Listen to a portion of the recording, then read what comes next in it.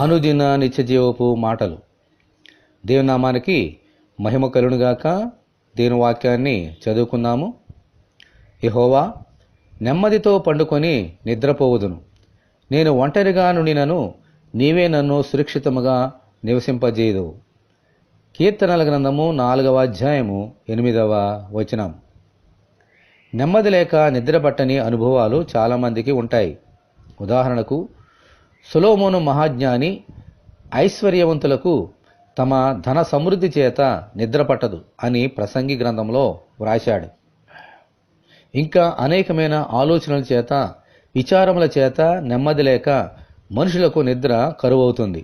అయితే మన ప్రభువైన యేసుక్రీస్తు మనకు తోడుగా ఉన్నారు, అన్నీ ఆయనే చూసుకుంటారు అన్న సత్యమును గ్రహించినట్టయితే ఎంతో నెమ్మది, ఎంతో విశ్రాంతి, చక్కని నిద్రలోనికి వెళ్ళగలుగుతాము. ఆమేన్. మనము ఒంటరిగా ఉన్నా భయపడని అవసరం లేదు. ఆయన ఎల్లప్పుడూ మనకు తోడుగా నుండి సురక్షితముగా ఉండినట్లు చేయగలరు. ఇజ్రాయేలీయులను కాపాడువాడు కునకడు, నిద్రపోడు. అందుకే ఈ లోకములో ఎందరైతే ఆయనను నమ్ముకున్నారో వారంతా ఎంతో సురక్షితముగా ఉండగలిగి నెమ్మది పొందగలుగుతారు.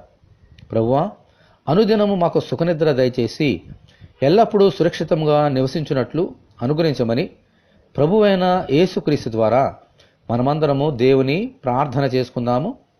తండ్రి, అవునైనా మేము కూడా నీ భక్తుల వలె నెమ్మదితో పండుకొని నిద్రపోయి సురక్షితంగా ఈ లోకంలో జీవించినట్లుగా కృప అనుగ్రహించండి.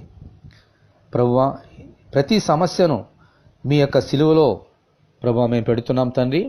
నీ సిలువ ద్వారా, నీ ప్రేమ ద్వారా మమ్మల్ని సురక్షితంగా నివసింపజేసి నిద్రకు కరువవుతున్న ప్రతి సమస్యను తీసివేసినైనా మమ్మల్ని దీవించి ఆశ్రయించమని వేడుకొంచున్నాం. ఈ వాక్యం వెంటన నీ బిడ్డలందరినీ అలాగూ దీవించమని యేసు అతి పరిశుద్ధమైన నామలో ప్రార్థన చేయుచున్నాము తండ్రి. ఆమెన్. ప్రభు అయిన యేసు సన్నిధి మనకు తోడేయునుగాక. ఆమెన్. పరిశుద్ధ దేవుని మందిరం.